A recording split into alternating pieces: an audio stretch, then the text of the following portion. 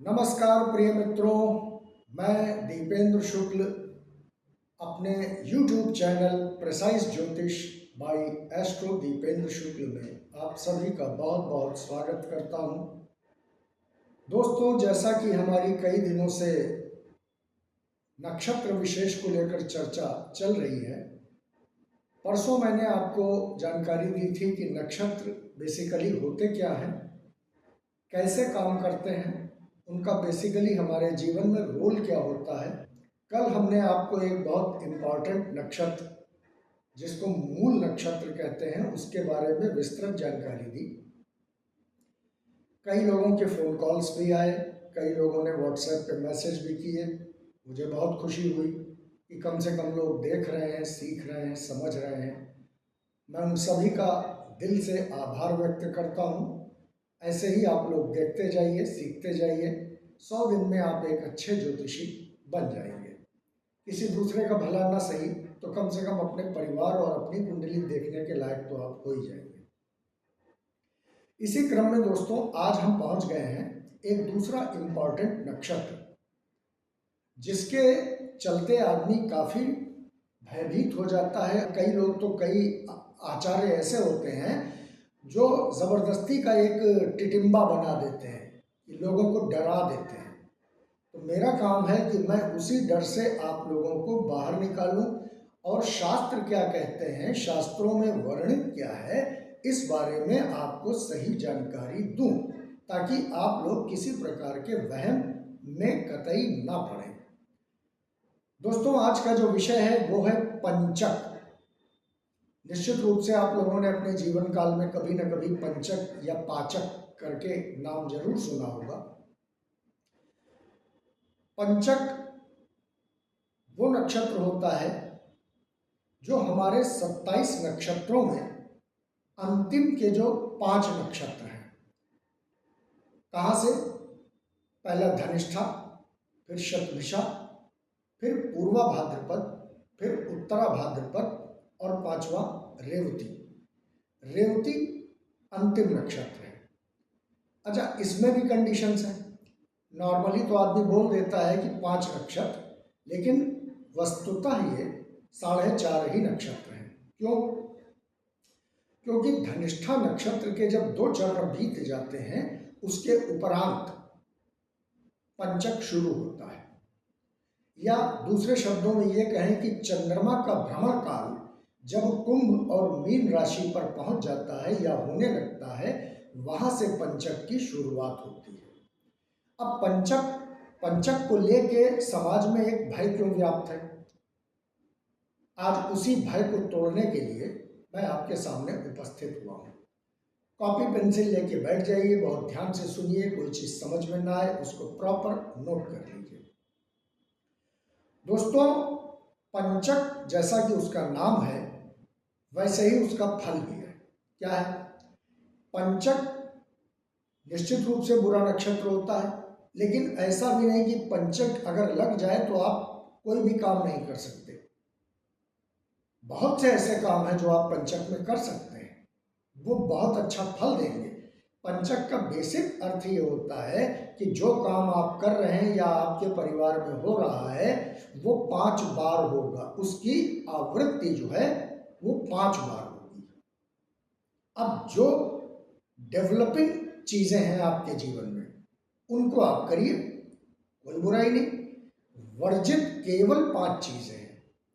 इसकी मैं और डीप जानकारी आपको देता हूं कि कौन से वो काम है जो आप कर सकते हैं, कौन से वो काम है जो आपको बिल्कुल 100% नहीं करना चाहिए। पंचक के कुछ विशेष दिन होते हैं। कैसे? अगर पंचक की शुरुआत इतवार से हो, यानी रविवार से हो, तो उसे कहते हैं रोग पंचक, यानी बीमारी का पंचक।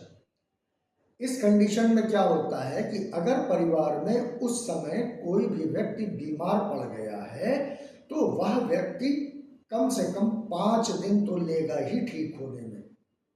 उसकी बीमारी 5 दिन चलेगी।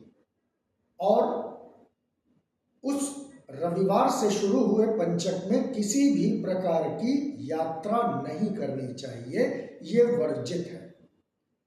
इसी क्रम में अगर कोई पंचक की शुरुआत सोमवार से हुई है तब क्या होगा, उसको कहते हैं राजपंचक।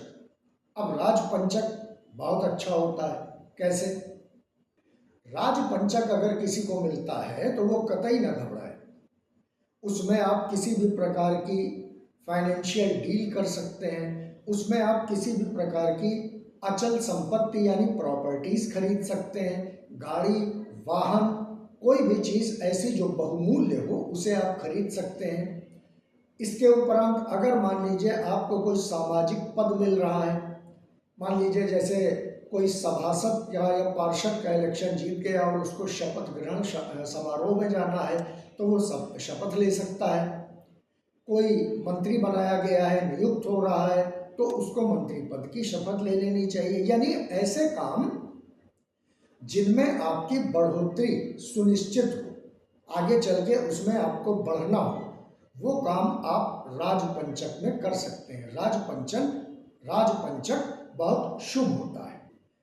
तीसरे नंबर पर आता है अग्निपंचक। इसकी शुरुआत होती है मंगलवार से। अगर पंचक की शुरुआत मंगलवार से हुई है तो इसको कहते हैं अग्निपंचक। इसमें किसी भी प्रकार का कोर्ट केस हो, मुकदमा हो या किसी भी शत्रु पर विजय पाना हो, ऐसे सारे काम आप अग्निपंचक में कीजिए, उसमें आपको निश्चित रूप से सफलता मिलेगी। या जैसे पुराने ज़माने चलते थे उसमें राजा लोग युद्ध करने जाते थे तो अपने शत्रु राजा से युद्ध करने के लिए वो पंचक भी डिसाइड कर लेते थे। अगर पंचक शुरू हो गया है और मंगलवार से शुरू हुआ है तो वो दूसरे राजा पर कूच कर देते थे, चढ़ाई कर देते थे और उसमें विजय मिल जाती थी। हाँ, ये ज़रूर है कि पंचक अगर मंगलवार से शुरू हुआ है तो उसमें अग्नि का भय रहता है। अग्नि का भय का मतलब क्या है? कोई भी ऐसे उपकरण मत खरीदिए जो अग्नि से संचालित होते हो। जैसे भट्टी मत लगाइए, किसी बहुत बड़े कारखाने में बहुत बड़ी मशीन मत खरीदिए। इलेक्ट्रॉनिक गुड्स अगर बहुत मजबूरी हो तो खरीद लें, अन्यथा कोशिश करें कि मत खरीदें। टेलीविज़न हो गया, फ्रिज हो गया, एसी हो गया, इस तरह की जितने भी इलेक्ट्रॉनिक गुड्स हैं उनको खरीदने से बचना चाहिए। वरना उस कंडीशन में क्या होगा, अगर अग्निपंचक में आपने खरीद लिया तो वो जल्दी ख़राब हो जाएंगे। उनमें तमाम कई बार ऐसा होगा कि लोग कहते फिरते हैं यार जब से इसको लिया 50 बार बनवा चुके हैं, ये कभी बनती ही नहीं है। उसका रीज़न ही है ये कि आप अग्निपंचक में ले आए हैं। अग्निपंचक में लाई हुई चीज़ बहुत जल्दी जल्दी कई बार खराब हो जाती है। अब चौथा पंचक क्या होता है? अब अगर पंचक की शुरुआत शुक्रवार से हो जाए तो इसको कहते हैं चोर पंचक। चोर पंचक जैसा कि उसका नाम ही है, इस कंडीशन में यात्रा बिल्कुल न करें, वरना इस शुक्रवार से शुरू हुए पंचक काल में यदि कोई व्यक्ति यात्रा करता है तो उसको यात्रा में तमाम प्रकार के विघ्न बाधाएं आएंगी। हो सकता उसका सामान चोरी हो जाए, हो सकता उसकी गाड़ी छूट जाए, हो सकता है कि वो टिकट खरीद के बैठा है उसका टिकट गुम हो जाए। यानी कहने का मतलब है उसको अननेसेसरी बहुत सी विघ्न बाधाएं शुक्रवार से शुरू हुए पंचक में आएंगी। हाँ, इसमें एक चीज़ बहुत अच्छी करा जा सकता है कि इसमें धन किसी से उधार लिया जा सकता है, दिया नहीं जा सकता, लिया जा सकता है, वो भी मजबूरी में। इसके अतिरिक्त सोना, चांदी, बहुमूल्य कोई भी हीरे जवाहरात या कोई भी बहुमूल्य चीज़ इस शुक्रवार से शुरू हुए पंचक में नहीं खरीदनी चाहिए, क्योंकि इसकी संज्ञा चोर पंचक की है। तमाम कंडीशंस में कई बार ऐसा भी सुना होगा कि उन्होंने जेवर खरीदे थे और रास्ते में चोरी हो गए, या 2 घंटे के लिए घर बंद करके गए थे, घर में चोरी हो गई और कुछ नहीं गया लेकिन हमारे जेवरात चले गए। तो उसका रीज़न ही यही है कि आदमी ध्यान नहीं रखता है और चोर पंचक जिस दिन लगा होता है उस दिन वो हीरे जवाहरात खरीद जाता है। तो इससे नितांत रूप से बचना चाहिए। पांचवी और अंतिम कंडीशन क्या आती है, वो अगर शनिवार से पंचक शुरू हो रहा हो। शनिवार से शुरू हुआ पंचक सबसे मुश्किल का होता है कि उसमें मृत्यु पंचक कहलाता है। मृत्यु पंचक का मतलब ये है, मृत्यु का मतलब यहाँ पर फिजिकल मृत्यु भी है और चीज़ों की मृत्यु भी है। चीज़ों की मृत्यु कैसे कि आदमी ने कहा कि यार कल मैंने पुरानी कार बेच दी है, नई ले आया हूँ, यानी दूसरे शब्दों में अगर कहें तो पुरानी कार की मृत्यु इस व्यक्ति के लिए हो गई है और नई कार आ गई। दूसरी चीज, किसी व्यक्ति की मृत्यु हो गई कुल खानदान में, परिवार में, तो उसे मृत्यु पंचक कहते हैं अगर पंचक शनिवार को शुरू हुआ है। शनिवार को शवदाह बिल्कुल नहीं करना चाहिए। किसी भी व्यक्ति का जो क्रिमेशन है, अंतिम संस्कार है, वो शनिवार में यदि मृत्यु हुई है तो उस काल में उसका शवदाह नहीं करना चाहिए। क्यों? क्योंकि मान्यता है कि पंचक में किया गया काम 5 गुना फल देता है। अब फल अच्छे में भी हो सकते हैं, बुरे में भी हो सकते हैं। तो कोई नहीं चाहेगा कि किसी की मृत्यु अगर कुल खानदान में हुई है तो उसके परिवार में या खानदान में किसी और के साथ कोई दुर्घटना घटे। लेकिन कई बार ऐसा भी होता है कि किसी की मृत्यु हो गई और वो नहीं जान पाया कि हाँ भाई पंचक में ख़त्म हुए या कैसे, नहीं पता चल पाया। तो उस कंडीशन में अगर बाद में भी पता चला कि उसकी मृत्यु फलाने की पंचक में हुई थी, तो उसका तरीका ये है कि जब उसका शवदाह हो तो उसमें हम देखिए हमारे सनातन में कुश को बड़ा पवित्र माना गया है। कुशा के 4 पुतले एक्स्ट्रा बनवा लेने चाहिए। और पुतले कितने बड़े? बस 1 हथेली भर के 4 पुतले मानव आकृति के और बना लेने चाहिए और उस मृत व्यक्ति की देह के साथ चारों पुतलों का शवदाह कर देना चाहिए। उससे दोष का निवारण हो जाता है। इसके अलावा किसी भी प्रकार का दुस्साहसिक कार्य नहीं करना चाहिए, यानी डेयरिंग वर्क। तमाम लोग होते हैं ना कि पता चला शहर में मोटरसाइकिल की रेस होने वाली है, अब उन्होंने अपना नाम भरवा दिया, लेकिन अगर शनिवार से शुरू हुआ पंचक है तो उसमें आपको अपना नाम वहाँ नहीं लिखाना चाहिए। उसका रीज़न, बहुत शारीरिक कष्ट आएंगे। हो सकता है एक्सीडेंट हो जाए, हो सकता है हड्डी टूट जाए, हो सकता सर में चोट लग जाए। कुछ लोग होते हैं कि उन्होंने लंबी यात्रा ठान लिया मोटरसाइकिल से कि यहाँ से तो मैं हिमाचल प्रदेश जाऊँगा। मत जाइए, नुकसान हो जाएगा, एक्सीडेंट्स हो सकते हैं, रास्ते में बड़े विघ्न बाधाएं आ सकती हैं। शनिवार से शुरू हुए पंचक में कोई भी साहसिक कार्य नहीं करना चाहिए। फिर भी अगर बहुत आवश्यक पड़ जाए, कोई भी दिन का पंचक लगा और बहुत किसी भी काम को करने की बहुत आवश्यकता है, तो आप भगवान शिव के मंदिर में जाइए। मंदिर का मतलब, हमेशा मैं बोलता हूँ, मंदिर का मतलब वहाँ नहीं जहाँ पर शिव की प्रतिमा है। शिव का स्थान शिवाला कहलाता है, जहाँ पर शिव का लिंग है, जहाँ ऊपर डोम होता है। उस मंदिर में जाइए, दूध, गंगा जल और जल से, बेलपत्र से शिव का अभिषेक कीजिए और उनसे कहिए कि अज्ञानतावश मुझसे ये काम हो गया या बहुत ज़रूरी है, मैं ये काम करने जा रहा हूँ, कृपया आप अपनी कृपा दृष्टि इस काम पर दीजिए और मेरे कार्य को सफल कीजिए। अब दोस्तों, सबसे बड़ी चीज़ जो हमेशा ध्यान रखनी चाहिए, 5 काम तो आपको पंचक में बिल्कुल किसी भी व्यक्ति को नहीं करने चाहिए।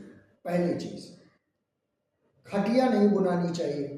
अब देखिए वो ज़माना तो रहा नहीं कि जब आदमी खटिया वगैरह बुनता था, लेकिन पलंग खरीद के नहीं लाना चाहिए। लोग गए बाज़ार में, डबल बेड ऑर्डर कर दिया और पंचक चल रहा है और वो अपना डबल बेड लिया, नहीं लाना चाहिए। चाहे खटिया हो चाहे डबल बेड हो, बात वही है। दूसरी चीज़, पुराने ज़माने में जो कच्चे मकान होते थे उसमें छप्पर छाया जाता था। छप्पर घास फूस का बना होता था। युग देश काल परिस्थिति के अनुसार चीज़ें बदली, तो आज की डेट में वो छप्पर हो गया है स्लैब, लेंटर। अपने घर की स्लैब नहीं डलानी चाहिए किसी भी सूरत में। तीसरी चीज़, लकड़ी का कोई भी संग्रह या लकड़ी का कोई भी सामान घर में खरीद के नहीं लाना चाहिए। और विशेष रूप से ख्याल रखना चाहिए कि दक्षिण दिशा की यात्रा नहीं करनी चाहिए। पूर्व की कर सकते हैं, पश्चिम की कर सकते हैं, उत्तर की कर सकते हैं, और दक्षिण दिशा की यात्रा टोटली वर्जित है। किसी भी सूरत में नहीं करनी चाहिए, वरना वो यात्रा जिस कार्य हेतु आप जा रहे हैं वो सफल नहीं होगी। तो दोस्तों, पंचक के बारे में डीप नॉलेज आपको दी, गहरी जानकारी दी। हमेशा ख्याल रखिए, एक बार पुनः रिपीट कर रहा हूँ, खटिया नहीं लानी है यानी पलंग नहीं लाना है, दक्षिण दिशा की यात्रा नहीं करनी है, स्लैब नहीं डलाना है, किसी भी प्रकार का लकड़ी का संग्रह नहीं करना है। तो पंचक हमेशा खराब नहीं होता है, बहुत से शुभ कार्यों के लिए भी पंचक का चुनाव किया जाता है। पंचक में बहुत से काम, जैसे किसी को दुकान खोलनी है, किसी को नए फर्म का शुभारंभ करना है, बिल्कुल कीजिए, पंचक का काम ही है 5 गुना फल देना। पंचक, कोई नया फर्म खोल रहे हैं, कोई दुकान खोल रहे हैं, कोई कॉमर्शियल चलाने के लिए गाड़ी ला रहे हैं, लाइए। तो होता यह है कि पंचक में शुरू किया गया काम, जैसे कोई ट्रक खरीद लाए, कोई जीप खरीद लाए, कोई बस खरीद लाए पंचक में, तो आप वो 5 गुना फल देगी, उसमें कोई दिक्कत नहीं है। तो दोस्तों, इस तरह आप समझिए, देखिए, जानिए और चैनल को सब्सक्राइब कीजिए, लाइक कीजिए, शेयर कीजिए। तब तक के लिए मैं अपनी वाणी को विराम देता हूँ। पंचक 5 दिन का होता है। 5 दिन में थोड़ी सावधानियां अगर कोई इंसान रख रहा है तो उसको पंचक से घबराने की कोई ज़रूरत नहीं। इवन शादी को छोड़ के कोई भी काम किया जा सकता, सगाई भी की जा सकती, मुंडन, उपनयन संस्कार, इस तरह के कोई भी काम आप कर सकते हैं बिल्कुल बेधड़क होके। बस विवाह वगैरह वर्जित है। तो दोस्तों, कुल मिला के पंचक के बारे में आज आप समझे। आप यूं ही हमारे चैनल को देखते रहिए, सब्सक्राइब कीजिए, लाइक कीजिए, शेयर कीजिए, अपना प्रेम आशीर्वाद यूं ही बनाए रखिए। तब तक के लिए नमस्कार।